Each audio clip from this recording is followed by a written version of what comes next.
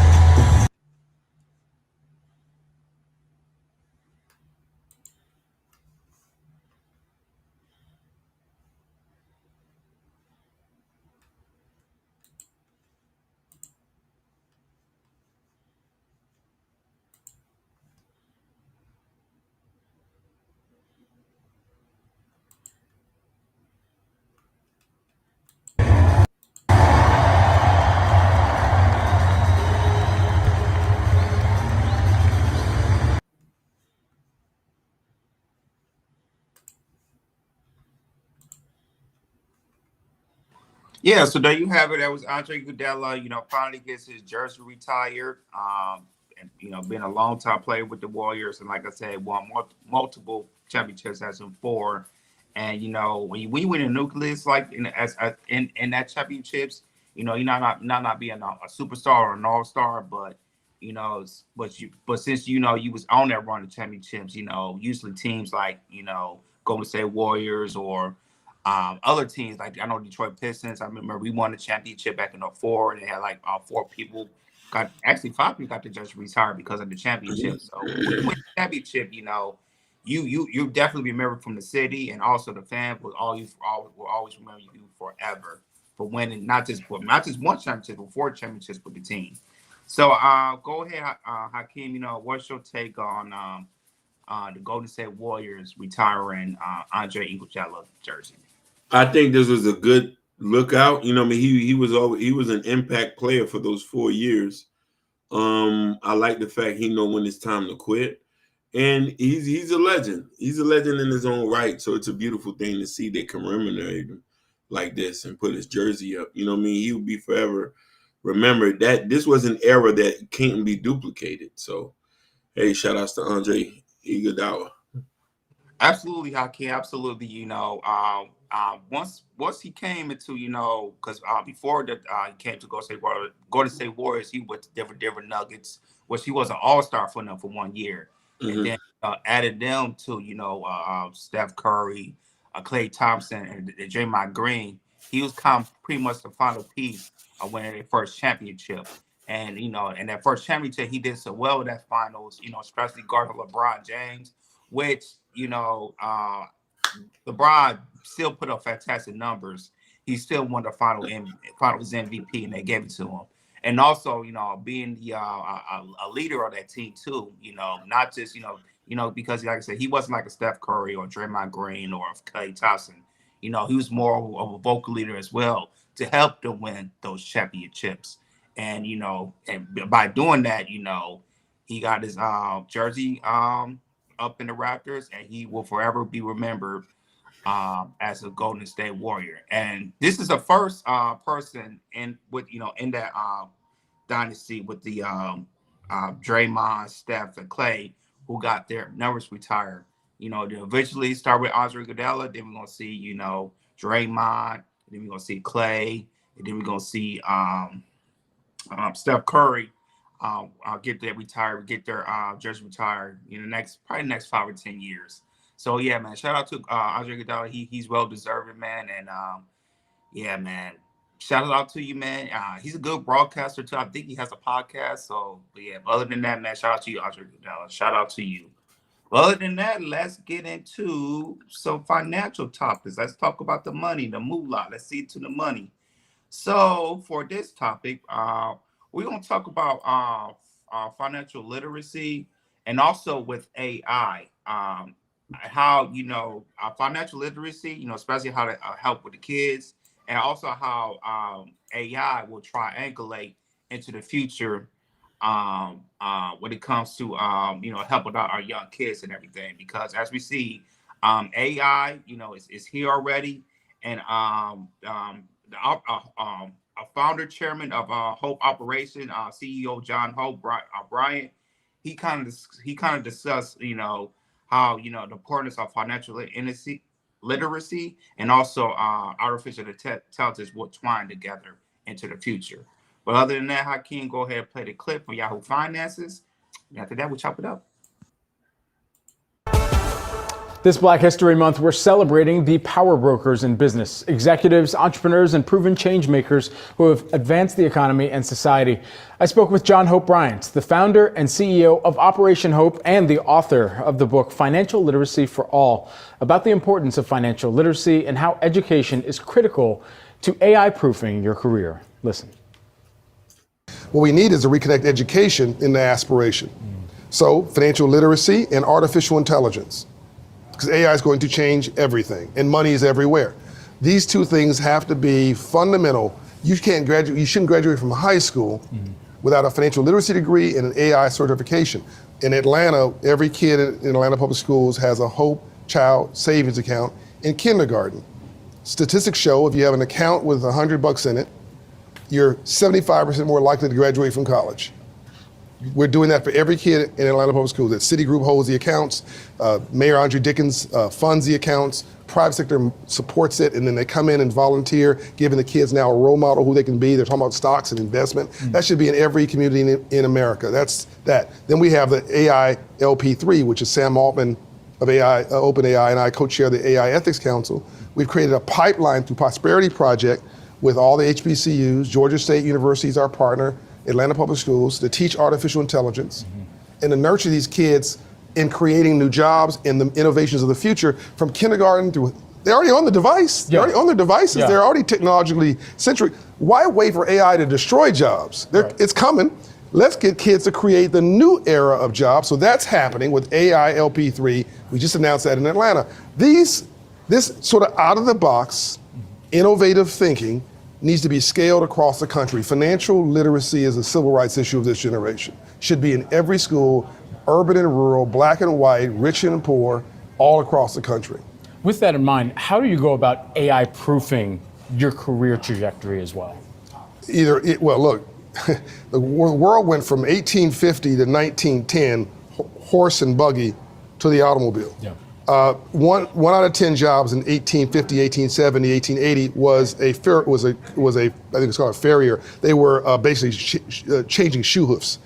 By 1910, that whole thing was gone. Yeah. Horses were gone. Automobiles took over. We're there again, but it's now 2023 to 2030. Everything's going to change. So either AI runs you over or you run it. We need to now train, so 75 million jobs will go away, 88 million jobs will get created. But you got to reorient yourself to master the technology that will be driving AI versus letting AI drive you out of a job. If you have a high school education right now and no hustle, you're in trouble.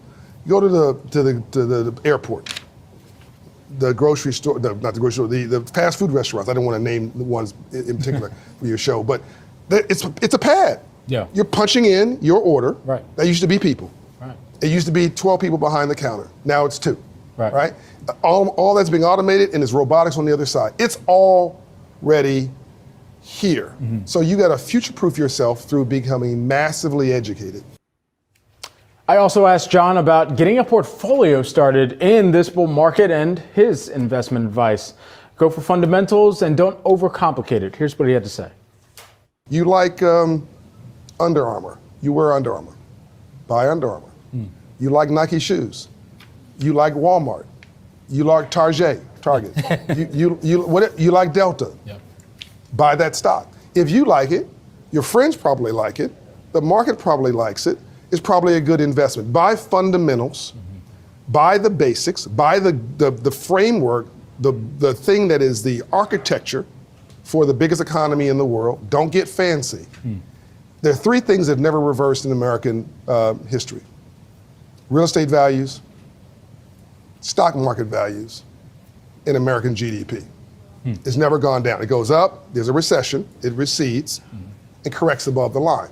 So financial literacy tells you buy it, hold it, buy fundamentals, hold it, don't sell. What people do is they buy it. Sometimes they buy flaky stuff, by the way, because they want to get rich quick. Right. Get scared, sell it, which makes things worse, right? And then somebody else buys on the dip. So I think buy fundamentals. Of course, I love real estate. You know that. Yeah. And I'm the largest minority owner of single-family real estate in America, rentals. And I'm about to buy more. I'm about to go into multifamily, and this is the business side of me. So I just believe in this country. I believe it is the bright light and the North Star for the world economy. It is the gold standard, if you will, it is the best currency, it is the best economy. And if you buy here near economic activity, you're going to do fairly well. John, we got to leave things there. Just quickly though, what's the market that you want to buy in right now? You mentioned your real estate holdings. What's the next hotspot? I mean, look, if you're smart about it, it's technology. I mean, you can't. It's all around you. If your life's not centered in technology, you're not sitting still. You're going backwards. Sure. So Dr. King had this great quote in the '60s: "The world is moving at jet-like speed, but we're moving at a horse and buggy pace." He was talking about social justice. By the way, it's someone would argue we're at that inflection point again. Yeah. But I think if you understand that today we've gone from a discussion in the streets to a discussion in the suites. The color's not black or brown race, black or white race, or white or red or blue politics. It's really green. So it's economics. And what does the future look like? Well, a third of this economy is healthcare. A third, give or take, is finance. A good chunk of it's real estate. Technology is like the grease flowing through all those gears. So I think if you can look toward the future and believe in it, and then say, where would I like to see myself in it? That then gives you some sense of where I think you want to put your bucket down and invest. At least that's what I'm doing. Yeah, man. So in the future, as in AIs right now, and how financial literacy is going to entwine, with so many jobs that we're going to lose, and also jobs we're going to gain. It's definitely going to see a shift probably in the next 5 to 10 to 15 years, when it comes to AI and the finances as well. Shout out to Shashi Ashton. Ashton, we see you, man. Ashton Williams. He's going on live later on after us. I'll be ready because I saw his title and I think it's gonna be a good show for him tonight. Shout out to White House in the chat as well. We appreciate you, brother. And shout out to the six. Oh, what's his name from Kick, man. Shout out to you, man. We see you. We see you. So go ahead, Hakeem. What's your take? With financial, how AI is going to impact with the finance worlds, includes with economics or as jobs as well. So AI has already impacted us the last 4 or 5 years. I just think that we just was unaware of it. When you call a company here, you talking to a robot sometimes. When you try to call somebody to say, hey, or you go online and you talking to a chat box, all that is AI. So the thing is to try to future-proof yourself is to understand AI, machine learning, prompt engineering. These are the components that makes AI what it is. And he was right. A lot of people going to lose a lot of jobs. And he's just talking about AI. We ain't even talking about autonomous driving, when the autonomous trucks come in, a lot of truck drivers are going to lose their jobs. So this thing is inevitable. We just have to be able to stay ahead of it. And that's what it's all about. And what he said, you have to educate yourself. You know what I mean? If that means you just go read a book, listen to a podcast about AI, so you can be able to apply that to another job.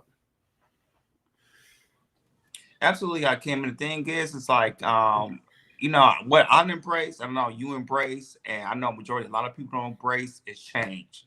Change. And when it comes to AI, which is already here, we're gonna see. We already see changes now. We like I said, we see changes like we have AIs on our phones now. AIs on our computers, our iPads. AI is like slowly, taking over and everything, as we can see and everything. And I just want to see people, kind of embrace the change and see the change that is coming, because there's some people sometimes when they see the change coming, they don't want to move. They don't want to go with the change. And then when they want to go with the change, they get so, got kind of stay where they are. It kind of gets stuck with the past. It's like, oh, I remember this used to be like this, or that used to be like this and everything. But the thing is, I'm sorry, but that's gonna keep you broke. That's definitely gonna keep you broke.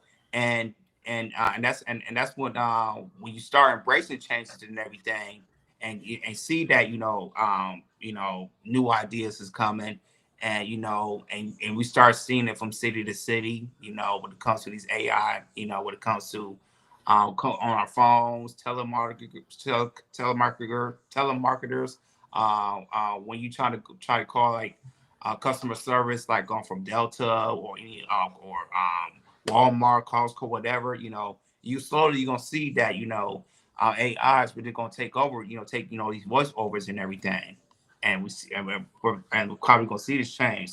So I just want people to be wary too. We see change like this, embrace the change, go forward to that change, and really understand about how AI is definitely gonna shift some stuff, some things. So especially, I think that's definitely in the tech world, because as the last few years, we have seen a lot of tech jobs.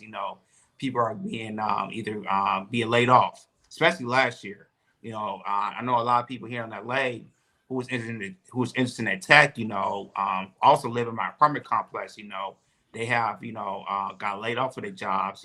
Basically in the tech world and everything. So we're definitely gonna see a shift.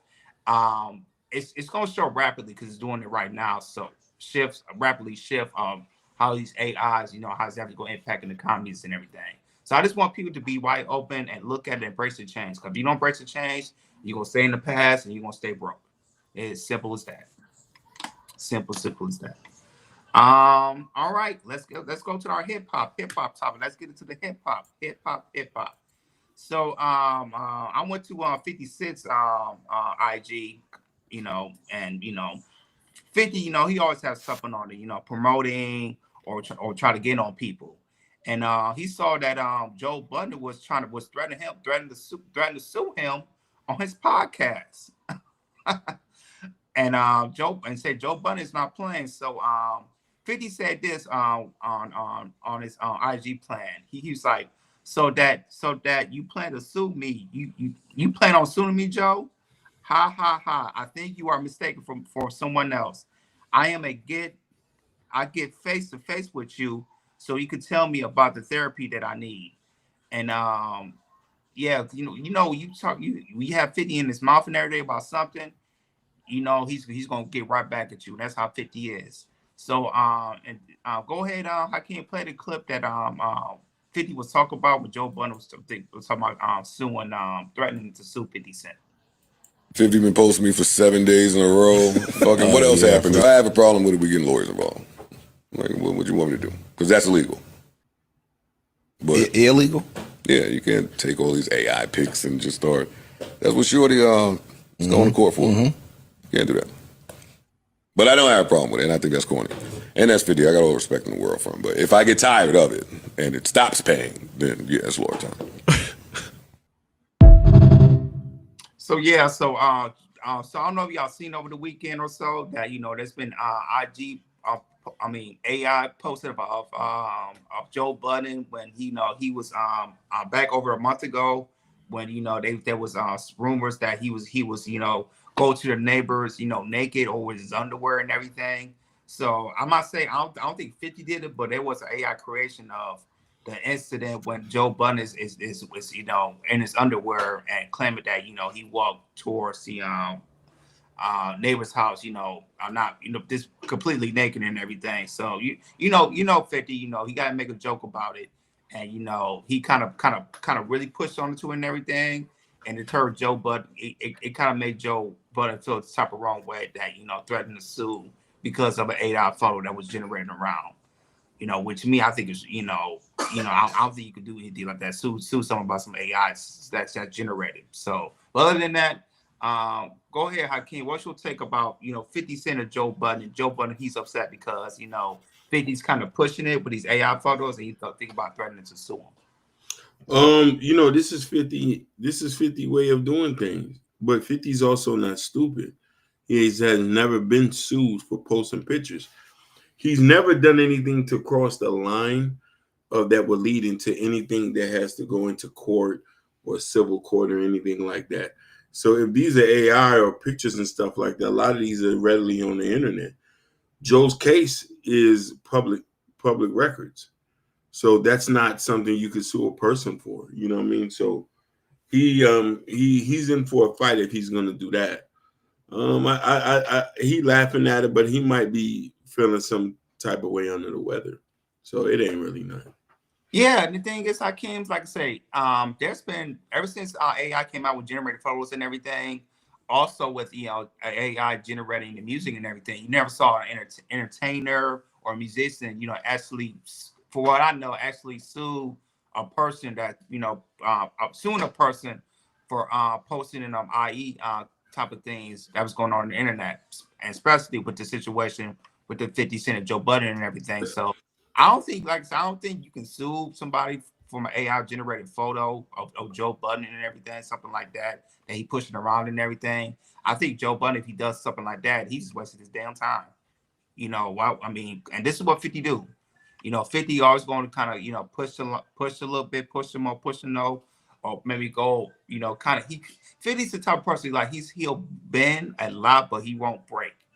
And and for Joe Budden to feel some type of this type of way, I think that's just he's in his feelings. I really think he's in his feelings. His feelings of 50, kind of pushing the AI generated photo of him and everything like that. So, yeah, Joe, there's other things you got to worry about. You talk to 50, 50 just gonna take to the next level. And I was Joe, I just just kind of step my way out and don't say anything, because and that's what 50 want and everything. He'll push you to 50. You start talking, and then he might do something. Either he'll stop or he'll do more things. And that's what 50 Cent does. So yeah, Joe, you trying to sue somebody, you just wasting your time. Don't even think about suing.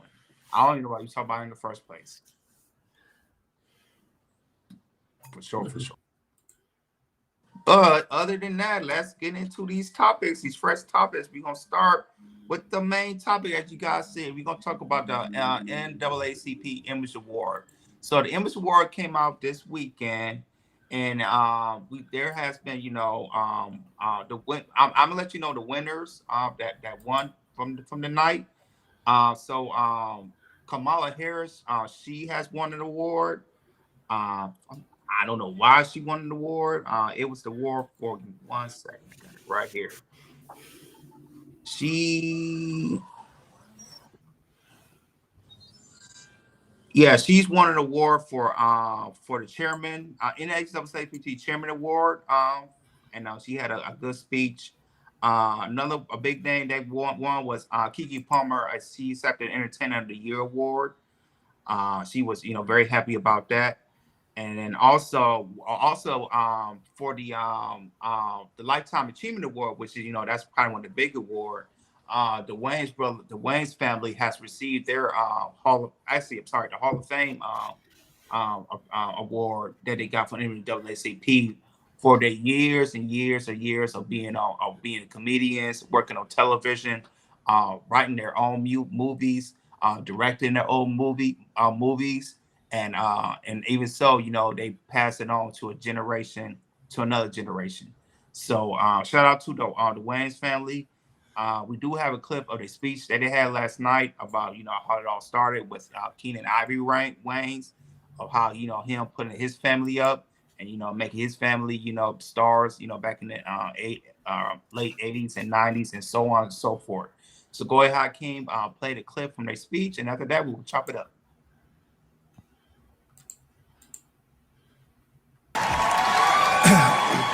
On May 5th, 1960. So yeah, man, shout out to the Wayans family, man. So I'm hearing that Scary Movie 6 is in the works. The Wayans they're gonna be in that project, and I also heard that White Chicks 2 is also in the works. So and also was gonna be produced and directed by the Wayans family. So go ahead, Hakeem, man. Watching the Wayans family, for 30 going on 30 plus years and everything, and how they started from the bottom and worked their way to the top, and also bringing family together to build wealth for their family, or the Wayans family. This is what you call a dynasty. They still together, they still tuck together, they put their kids into their position. I just want to put some respect on the kin, on the Wayans originators, Honeywell and the daddy, the mama and the daddy. They raised a family of prodigies. And it's beautiful to see them getting the Lifetime Award, because they put in so many work and they had so much cultural impact. The Wayans family has been a part of our life every era we can think about. Nobody cannot say, I was watching The Living Color growing up. So it's just a pleasure to see them winning this award. It is long overdue. Yeah, I came. And speaking of Living Color, look at a lot of people that the Wayans put on. They put on Jim Carrey. Look at him now. They put out Tommy Davis, David Allen Greer, Jamie Foxx, Jennifer Lopez, Kim Coles, and many more as well. So they're like the Wayans brothers. They're all the family is one big legendary type of family, and this is the type of family that we always continue to praise. That when it comes to you want to be in the entertainment industry, when it comes to you want to act, comedian, well, so for forever. If you look how if you want to you want to be big or bring a family into it, look what the Wayans did. They are kind of like the Black pioneers, or how to make bring on the family and into the Hollywood industry, and also comedians, and also writing your own movies, also producing yourself, and which they did, with the Scary Movies, the White Chicks, I'm going to get you sucker, and other movies they was in and everything. And these are Black cat classic movies that I enjoy and watch. If I see it, if it's on Netflix sometimes, or it's on Amazon Prime, if I see a movie, me and my wife or somebody, we'll be watching it, get a good laugh in and everything. So yeah, from Keenan Ivory Wayans, Damon Wayans, Kim Wayans, Sean Wayans, Marlon Wayans, also Damon Wayans Jr., who are considered doing comedy. Also Damon and his son Damon Jr., they have a comedy series that they're doing on television, man. It's just, just to see, Family Does this, man. It's just hopefully that, with a lot of people that's in entertainment, they could look how the Wayans, did it on their own and made, in their late 80s, early 90s, and going into the 2000s, how you can write your own stuff, from movies to television series, and you can make money, big money, and that's what they did. So yeah, man, but definitely they, should have been honored with this award. And man, yeah, man, shout out to the Wayans family. And I can't wait to Scary Movie 2 and also White Chicks come out, because hopefully, I know our Scary Movie's gonna be good, but hopefully the White 2, the sequel, will be good, because there's a lot of sequels they try to do number 2 and they be flopping. But I know how the minds of the Wayans family are with the Keenan Ivory Wayans and also Charlotte Marlon. I think they're gonna do the good job once these movies comes out. Definitely when these movies come out. But anyways, let's get on to the next topic. Let's talk about DDG. So DDG went viral this weekend, and people have got a debate about being questions of DDG being a single father, because since him and Hailey is not together. They broke up last year. They kind of see Hailey as being the single mother, but also as we see with DDGs with his son most of the time. Some people don't think that he's a single dad, but technically he is a single dad in a way, because I don't know how the responsibility is shared and everything, but if you see DDG, most of the time he's shown out on his on social media, he's definitely a single father, but a lot of people think he's not a single dad. So but other than that, go ahead. I can't play the clip from DDG, and after that we'll chop it up. Dad, do I get any sympathy? That's good for you. No, and don't say that. Outside. You guys share taking care of the baby. Don't say something. No, I know, but I am a single dad though. You guys are doing a great job. Why I don't get no sympathy? You're not a single dad. I'm a single mom. See, that's just wrong. Feelings don't single matter. Means, yeah. I'm a single dad. Do I get any sympathy? That's good for you. Yeah, shout out to Abi Wody, who's in the chat, man. We see you, brother. We see you, man. Thank you for joining the chat. So yeah. Going back to the debate, I can not just with DDG, but there's a lot of people that thinks since you're kind of separated from your spouse and everything, a lot of people, some women, they don't label you as a single father if the mother has maybe half. Let's say they have half of the custody.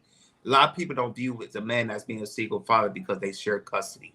So going back to you, Hakeem, what's your take about what's your thoughts about what is a single father in your eyes, and also do you believe DDG is a single father?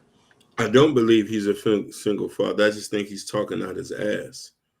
I think that was a skit. He's not the custodial parent. They share custody.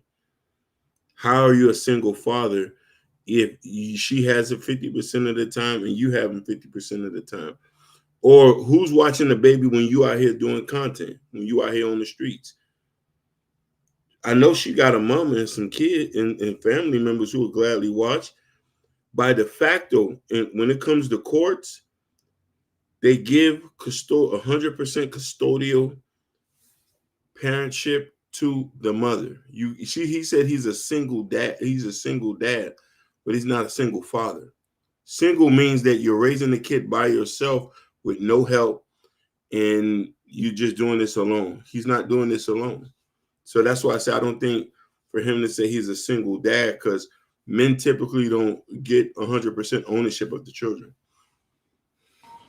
Yeah, looking at the situation, they're co-parenting. You know, I think that's the better word of what they're doing, co-parenting, because you could definitely tell, you know, they share responsibilities of, you know, of taking care of the child.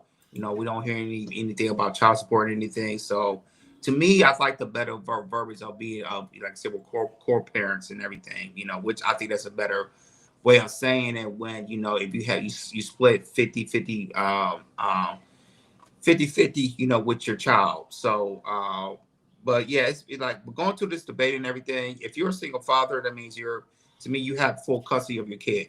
You know, same thing with single mother, you have full custody of your kid. And that's how I think of a single parent, you know, mother or father is. But, you know, when it comes, but I think they're co-parenting, which they're doing a good job with their co-parenting and everything. But when it comes to being a single dad, I wish I came. If you want to have full custody, you're not a single dad or a single parent in general. So they share responsibilities, and they're doing a good job by them co-parenting. So it's all good. So let's go on to the next topic. Let's talk about Joy Reid, Hakeem. Let's talk about Joy Reid. She went viral this weekend. So MSNBC canceled her show. Canceled her show. She's very, very upset about it. And I feel like the reason why NBC kind of canceled her show because you know, I don't think NBC thinks like she's speaking to Black audience. So I think MSNBC is kind of, you know, changing the view, kind of changing their strategy and how to get, you know, more like probably get another person, a Black person, to talk about, you know, and get, you know, like more Black views to watch and everything. But Joy Reid, you know, she was on her I think she has like a little podcast, and you know, she really breaks down on how, you know, she lost her show, and she said my show had value, not according to MSNBC. But we'll go ahead, I can go ahead and play the clip, and then after that we will chop it up.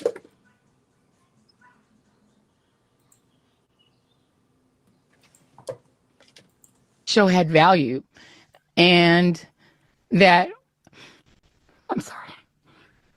that what I was doing had value.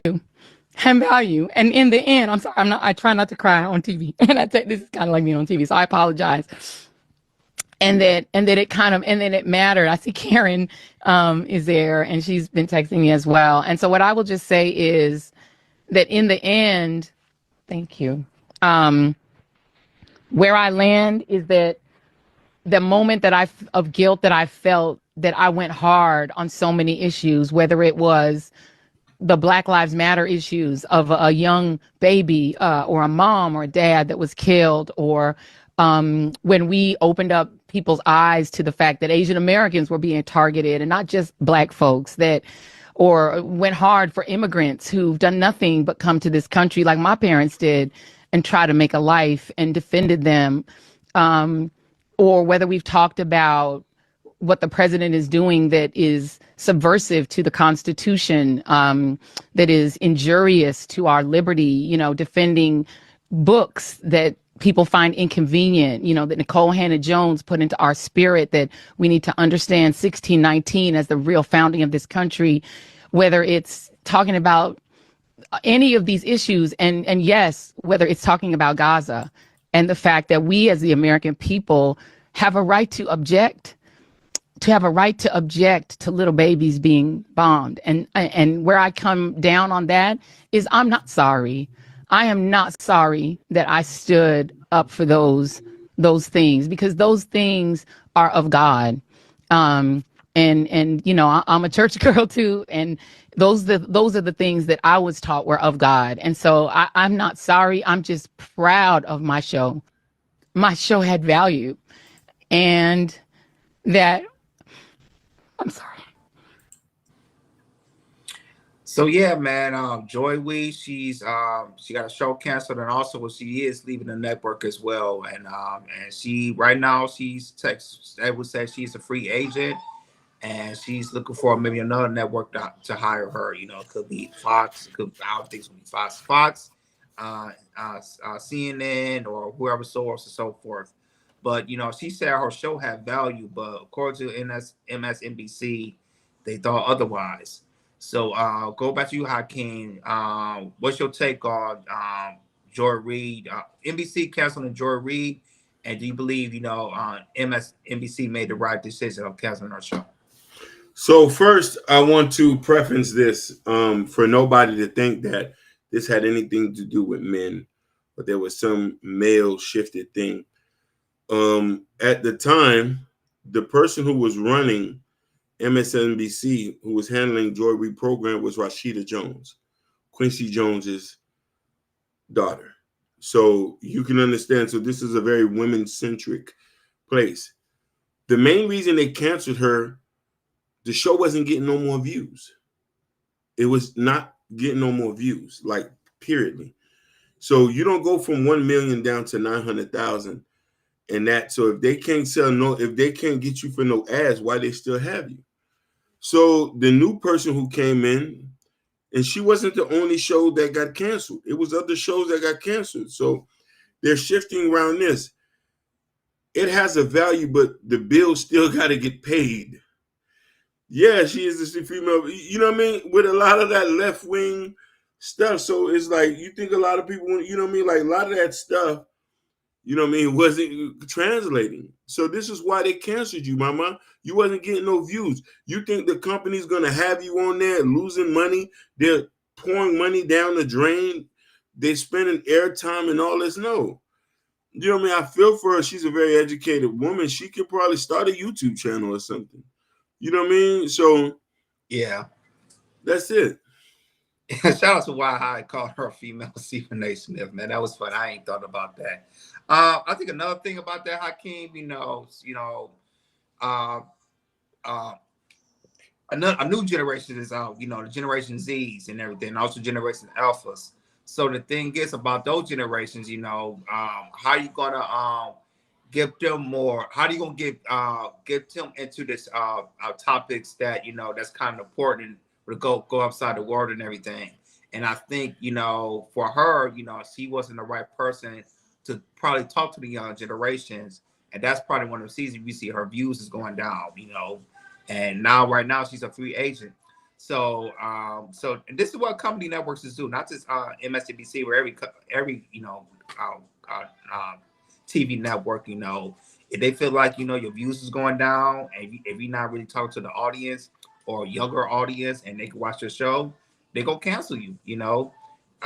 Either if you're lucky, you'll have like you might get let go, but you still might be under the contract for a year or two or so, and eventually get paid. I know a lot of TV networks, if you sign a contract for like a 4 or 5 year contract, and they might let you go for the 3rd year, but you'll still get guaranteed money for the next 2 years and everything. So I don't know if Joe Reid has something like that, but usually TV networks, they do something like that. But yeah, absolutely, guys. Absolutely, I think the views just go down, because she can't, nobody don't want to listen to her anymore, or she really can't get wrap to the younger audience. Because if you know how to talk to multiple generations, younger generation, me, Hakeem generations, you're gonna get views. You're gonna get views. And I think a lot of people, not just TV networks, and also a lot of people that's in YouTube as well. One thing of being a successful person is, can you talk a particular type of crowd, white crowd, black crowd, young crowd, old crowd? Can you get to the generation that you watch? Every time you be on the TV, like here on YouTube, we're happy about the amount of people that watch our shows on lives, who comes in all the time. Why High, Ashton, I be Wobie, Natasha, everybody else, Jodo Hurdo, and everybody else who comes to watch us every single day just to watch our content because they support us and everything. And also people that watch us on the show, our videos, who might not watch our lives, but also watch our videos, maybe on an every other day basis and everything. And just listen to us from a man's point of view and everything. And also us, because you continue to work kind of generate more of the crowd to watch our show and everything. And that's how it works, when it comes to, not just for TV network, but also for podcasting as well. So for Joy Reid, hopefully, she wants to be heard by somebody else. But if not, like I said, YouTube is the way to go, because a lot of people that be on TV networks, they're turning to the podcast and really be independent, and they kind of speak their own mind of what they want to talk about. So, but other than that, let's get on to the next topic, Hakeem. Let's talk about former NFL player Steve Smith. Now, this came out on Saturday, that he was having an affair with one of the NFL analyst's wife. And so the guy who called, he has saw his wife text messages that he was texting Steve Smith. I don't know how can you see the text messages, but they are raunchy and freaky and nasty. I seen it on TikTok. You seen it on TikTok? Mm. So he saw his wife with texting Steve Smith, his wife would text Steve Smith, raunchy type of things, and he did that he had to call Steve Smith and record it on video, and eventually he put it on his X account, and it went viral. It went on TikTok and also Instagram and everything. So we do have a clip of the NFL analyst is calling Steve Smith Jr. and try to give him a call and caught him in the act of him answering the phone and also apologizing. So go ahead, I can't play the clip. Yo, Steve. Yes, sir. Yeah, you've been f***ing, bro. What you gotta say for yourself? I'm sorry. You're sorry? She was married. Yeah, man, you're Steve Smith Sr.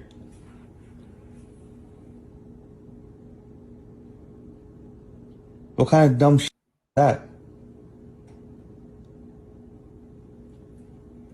Why are you quiet, man? Be a fucking man.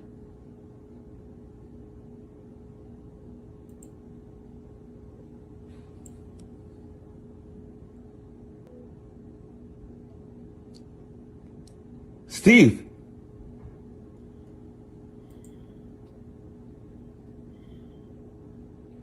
You're a man, bro.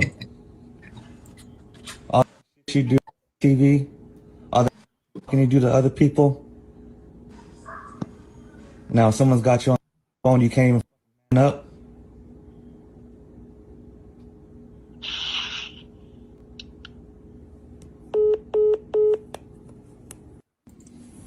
Hey, yo, Steve. So yeah, man. Personally, for me, I'll be going towards my wife. I don't know why he called Steve Smith, try to catch Steve Smith in the act, but I don't think he was sorry. I think he just got caught. But go to you, Hakeem. You think he was on the right to call Steve Smith, or he should have gone to his wife about it? I think he was wrong for just even calling Steve, even posting this online. This is how this is we're in the era of clout chasing. Why would you post this shit online? First, you're making your wife look bad. You're making yourself look bad. And Steve ain't even respond. It's all just accusations at one point. We don't even know if this is true. So now you could just divorce her and kept it moving and kept quiet, and none of this shit would just be, how he should be mad at the wife. But hey, people get emotional. It's selective anger, and he's directing it at the wrong person. You know what I mean? Just get a divorce and move on and find you another woman. Yeah, I agree with you. When it comes to stuff like this, as if my spouse was cheating on me with somebody else, I wouldn't put it on online like that, because that's a public embarrassment, especially for the man. So stuff like this, it should be more of a rumor. Say, hey, rumors are circulating this and that or this, instead of you taking this piece of information and then you want to call Steve Smith, basically for clout and everything, and try to call out Steve Smith, which it's not gonna hurt Steve Smith, everything. I believe Steve Smith is married Hakeem, but you know, but the thing is, it's like, I don't think, for Steve Smith and his wife situation, I don't, there might be some terminal problems, but as Steve Smith being a former player, and also also being he works for NFL sports. Chill out, lady. Chill out, lady. And yeah, also being he works with NFL analyst and everything. It's not gonna hurt him. Not one bit. But for the guy who posted on there and everything, it should be embarrassing. It should be very embarrassing. And for doing this for clout, man, it just make him look more bad.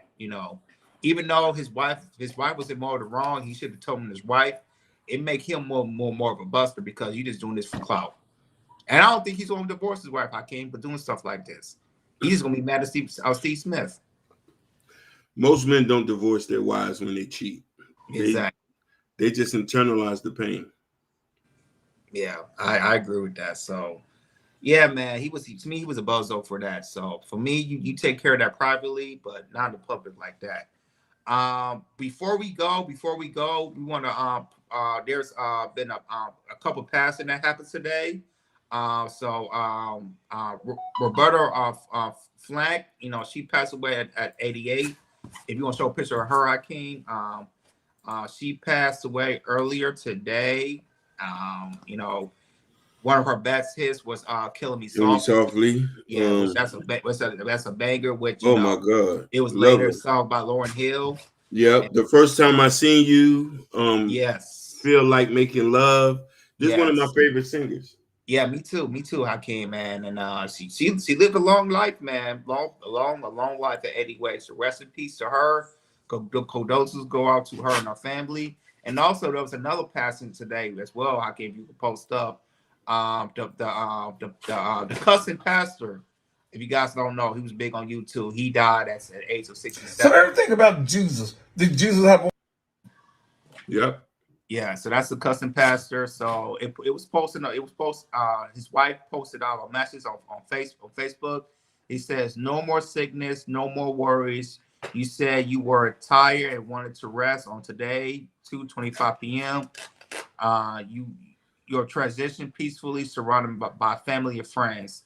Facebook family and friends, we want to thank those of you who have been prayer for him and us during these trying times.